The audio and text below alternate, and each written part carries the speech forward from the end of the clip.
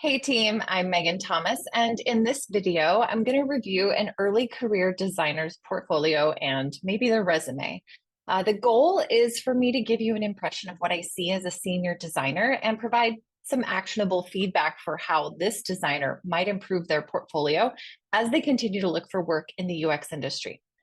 I approach this in a very stream of consciousness, cognitive walkthrough kind of way. So I'm just talking through what I see and what I'm thinking and all the contextual information that comes along with that as I go through one of their case studies. So remember, my opinion is just mine. I highly encourage everyone to get at least 3 opinions of their portfolio before making any major changes.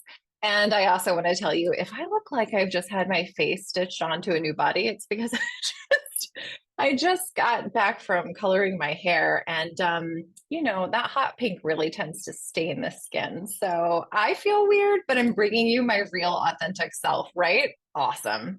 Okay, I'm going to share my screen and we're going to get into it today with Rebekah Rodriguez. Where'd my share screen button go? There she is. All right. All right, so we've got Rebekah Rodriguez, and let me peek at the other information that I have for her. So she filled out my form, which I will link in the comments. She just graduated. I also should have asked about pronouns because I do respect that, and I did not ask. So I'm making wild assumptions, Rebekah. If you identify in another way, please let me know. I am so sorry if I am being disrespectful of that. June 2023. So you just graduated a couple of months ago. And I asked how you feel about your portfolio currently. You feel like it's getting better with continued iterations, but still has room for improvement. I'm really excited about looking at it today. So first things first, my initial reaction is like, this looks tight. I'm really excited that you kept it super streamlined and super simple. In particular, the reason I think that this is good is because I've got extra hair coming on here. All right. The reason I think this is good is because it doesn't allow anyone to preform a judgment about you before they actually get to the body of your work. So you're keeping it in black and white and shades of gray, and it's effective. It's clean. It doesn't imply anything. Not to say you couldn't add personality, but I think this works really nice. I think the only concern that I would have is it does look like you've got some what are these called? Text fonts, font families, font face. Yeah. These look like they match. I'm wondering if these are aligned with it. So that I know this is just a logo, but it is a logo type. So it's not a concern. It's just a curious thought that drops into my brain. You've got UX, UI designer with an eye for aesthetics and a passion for delighting people. So one of the things that I'm hoping to see in your portfolio, this case study that I look at, is that it is aesthetically pleasing and that it might even have some sort of delightfulness. So that can be a lot of things to a lot of people. So don't worry if I'm like not, oh my God, over the top, like, oh, that was so delightful. If there are some things, I will call them out though. You're specializing in creating an impressive visual layer based upon human-centric design and user research. I like that. That feels good. Feels direct, and it feels like you're not over promising, especially as an early career designer. So I don't actually know Rebekah. I didn't teach in any of her cohort classes, any of their cohort classes. So I don't have any personal connection to this person at all. So I think the first thing that I might do is go check out the about page. Maybe that's not typical. I love this. This is cool. Skills. I like this a lot. Out of College Station, Texas. Passion for 2 things in life: making people happy and creating aesthetically pleasing designs. Nice. Minor in photography. Ventured down a few career paths. Yep. Special education, graphic design. All right. So you already have some visual design experience. That is great. Proficiency in software and the design thinking process. Currently working freelance. Amazing. Love that you have your resume open in another page. Good job. Let's see. So my first, it's not a concern. It's just, okay, good. Your links actually work. That's fantastic.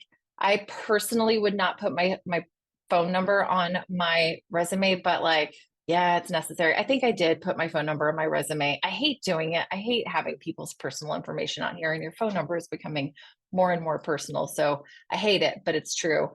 Software, UX, UI, and soft skills, fantastic. I would take this off. So you have in collaboration with a team of two, get rid of that. Created, start with action words. This is a resume, not even a hack. It's just kind of recommended now. So we don't have to worry about my and I. We don't need to worry about any sort of, what is it, proper pronouns like I did this. You just say, created an interactive and engaging online learning platform that fosters academic growth by establishing meaningful connections between students and teachers. Love it. Um, yeah, I would actually, okay, I love the responsibilities.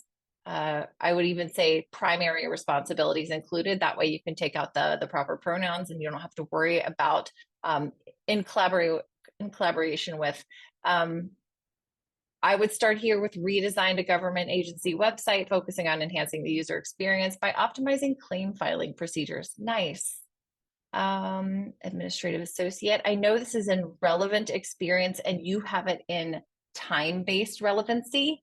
I think I want to say this should be higher up. I think this is good. If you're not getting any click-throughs, and I honestly would consider putting some sort of tracker on here to find out if anybody's clicking through from your resume to your website if you're not getting click-throughs, but this looks really good. All right, let's head to the main site. Got work, experience care, love it. And the University of, or Unemployment Institute Insurance of Nevada. Yeah, interesting, right? Okay, Froggy Academy created a solution to a wicked problem. Wait, what'd that say? By conducting user research and prototyping. Okay, I'm excited. I feel like that whole card could be clickable, but not an issue.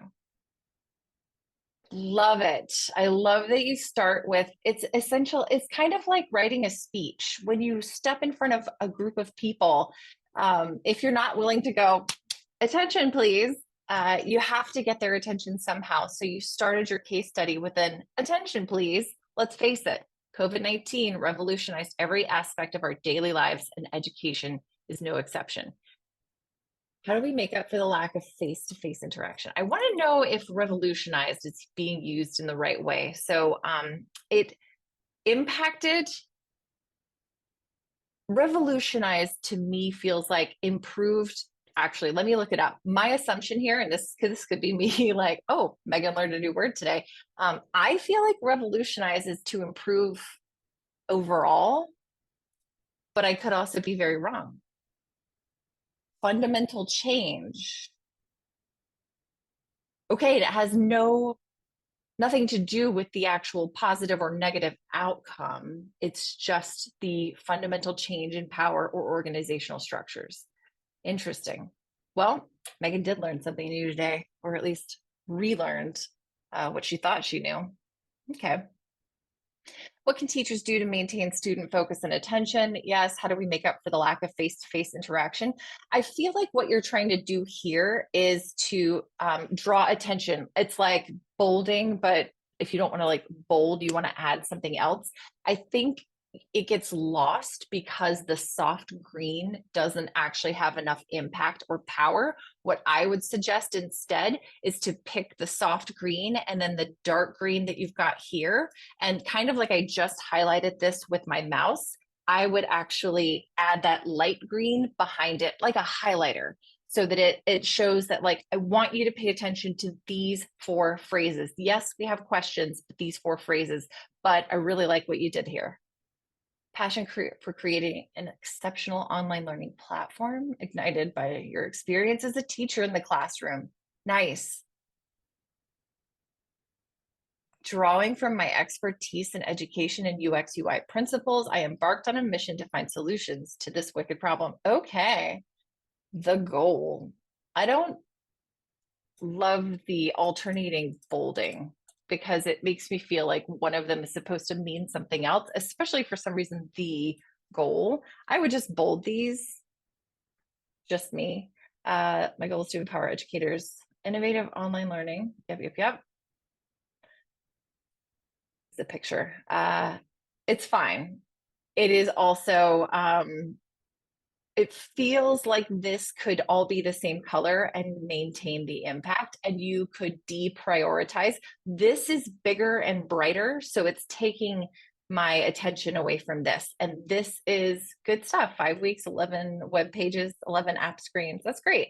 The tools used aren't necessarily like, we don't have to worry about those. I hate the phrase table stakes, but like, yeah, we know you're going to use these tools or something like it. The hiring manager doesn't care. The only time it would matter is if you're joining a new team and they're asking you like what your usual software is, what you typically use. And I usually only get asked that if I'm the only designer. I came into a contract recently, 2019. Woof, I lost a few years. I came into a project and they're like, what do you want to use? And I'm like, just settle down, I'll settle it. Most of the time, you're not going to have a choice. It's going to be what they provide you. And also, these fungible. Everything is very flexible. Now that you understand Figma, you can easily pick up and shift into Sketch if you had to. I promise all of it is now easier to learn because you've already learned one. Design process.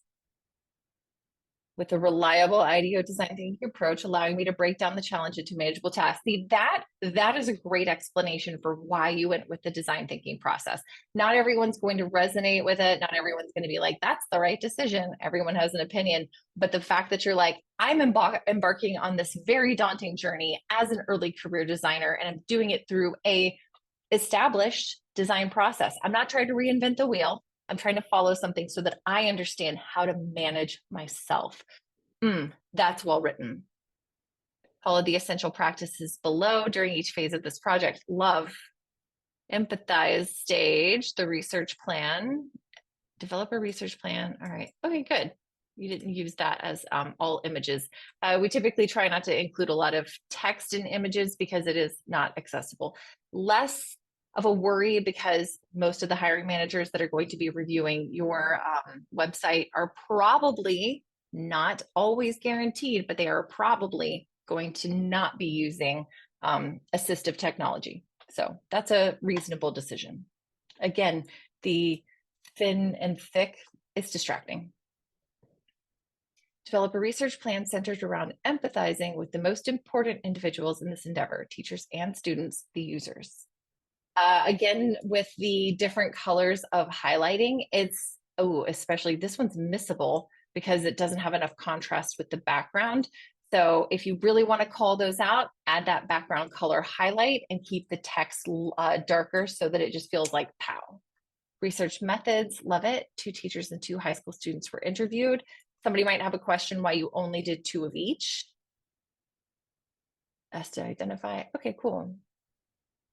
This is really nicely laid out. This is beautiful. Also nice, Common Ninja. Now I'm gonna go open that up and find out what comment. Oh, what's that? Okay, exciting and distracting. Valuable insights.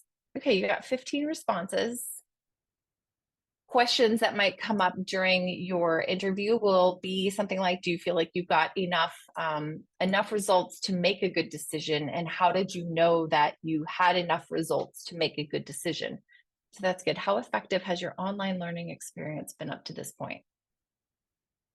Yep, love it.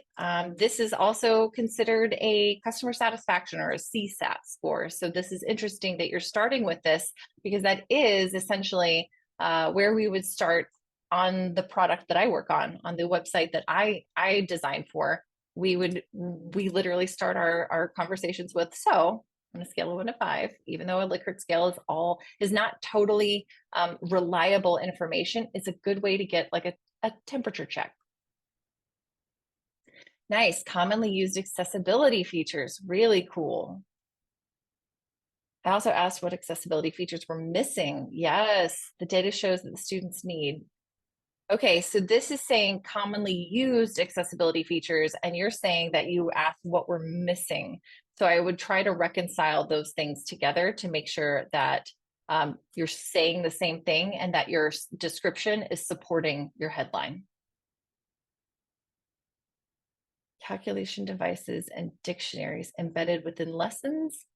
Yeah.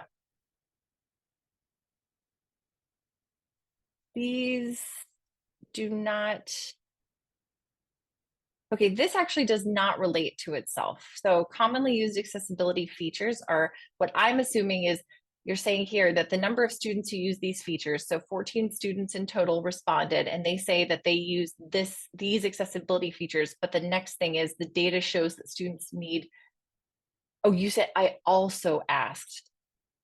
I would connect this with a little bit more. So above, we see the commonly used accessibility features to identify what they currently use, what is meeting their needs. And then I also asked what is not meeting their needs. Okay, cool. That makes sense now. Yeah, it feels like maybe under these headlines, you could use just a bit of an explainer. Just to say, all right, this one sounds good, but it also could be this first sentence could be put underneath the headline, and then at the end it could be clearly there's a lot of room for improvement. Next, I asked about commonly used accessibility features. I asked what students did, blah blah blah, what they currently need and what is solving their problems, and then I also asked what was missing. Yeah, so that it flows just a little bit more naturally, but this is still really tight. Calculation devices for sure. Dictionaries, essential. The only thing I hate about reading a book in real life, like an actual book, is because I can't double tap on a word and find out what it means. And that frustrates me. All right, feedback preference. I would also give context to this because it feels like this should explain that, which should also be aligned with this, and it doesn't necessarily. So they want calculation devices and dictionaries. I also asked about their feedback preference. This does look good, live in person to avoid confusion and misunderstandings. Interesting. Specific written feedback, so they have something to track to. That is a very interesting result, and I can't wait to see what you did with it. Devices for online learning, desktop, laptop, smartphone, desktop, oh, everything. Okay. Mobile first design approach, nice. Okay, qualitative, examine the results. This is cute. I am assuming that these are direct user quotes or they are like amalgamations of quotes so that you have user insights. That's what I'm thinking this is. Okay. All right, we got user personas. The rich data collected during research, love it. 2 distinct user personas. Mrs. Cruz and one for her students, Mario. Analytical. This is actually relevant to your persona, which is honestly surprising. Most of the time, this is not. So this actually makes sense in a way that a lot of these kinds of personality ditties are not. Hi, come on, jump up. Just gonna think about it. All right. Okay. Bernie. There we go. Get your booty over here. All right. Core needs. Is this a picture? Okay. It should be fine as a picture. I'm wondering, no, probably not. If you need to create like a text-based only version, or like if this website were to load and someone doesn't have really good internet, what happens if these pictures don't load? But it's not something that we typically worry about on portfolios. Creative way to engage students having trouble learning online. This is good. Mario, Memorial High School, buddy. Yes.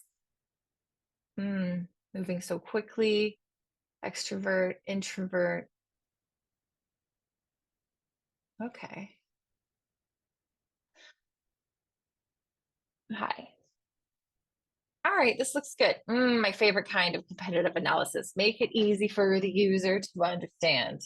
Continue the research journey with a comparison of competitors. I love this. This is a little bit small to read. Maybe the picture could be a tiny bit bigger, but like for the most part, this is good. So competitors, free to use Khan Academy, Schoology, tutor.com, How Stuff Works, and YouTube. Interactive assignments. All right. Now I'm curious what this means. I think we should have a little a legend. What's the check and the X is pretty like self-explanatory, but the fact that you have some caution signs here and I don't know what they mean is like you're causing me curiosity about what made you decide to put that information here, but you're not satisfying that curiosity. All right. How might we question? Okay. This is really solid UX writing. I'm really impressed. How might we create an interactive online learning platform for students with learning challenges in order to engage students and increase academic growth? Really good layout too. Create a matrix, create to spark creativity during the brainstorming session. Important topics discovered during research, accessibility, interaction, and engagement. Okay.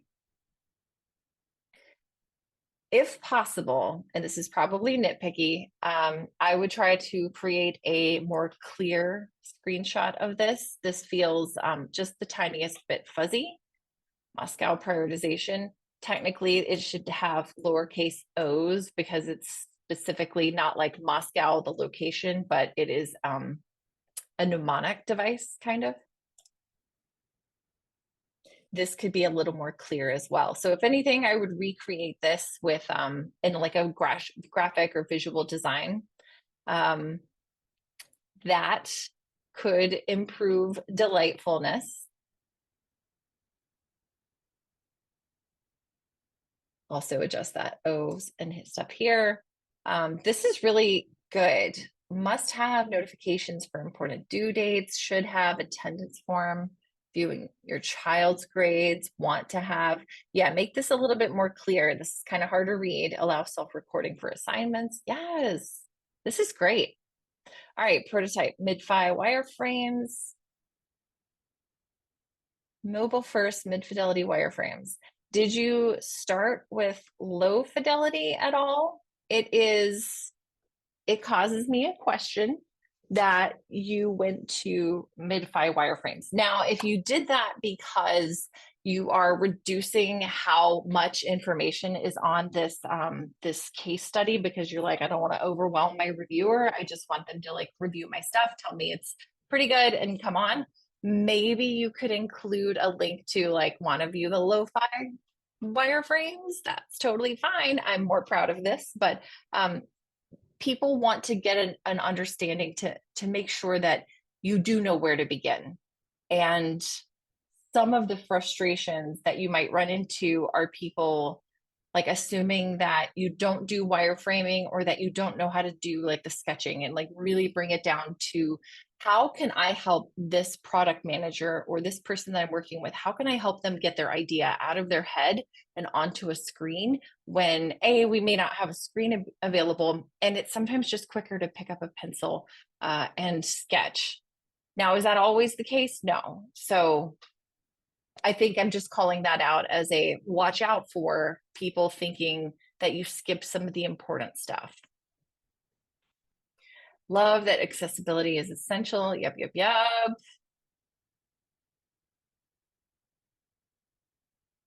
Okay. I incorporated accessibility features. I would be more specific. So this accessibility is essential to Froggy Academy sounds really good. And then I'm just like, okay, it's a screen. And then I realize it's a very subtle that you've called out this in the green outline. And I typically remember we typically tell you to keep it to like one color in your wireframe. So I honestly glanced right past that. I might add a second line saying below in green outline, you'll see that I added accessibility menus, which is something that I think should be something like that.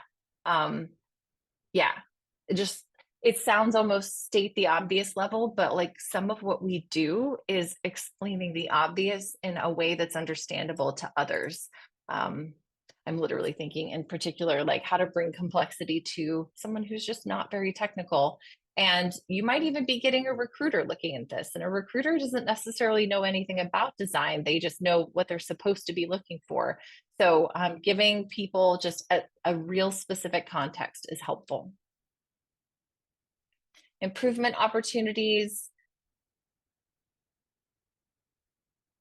I created a review feature that will be individually tailored to address such concepts. Extra practice.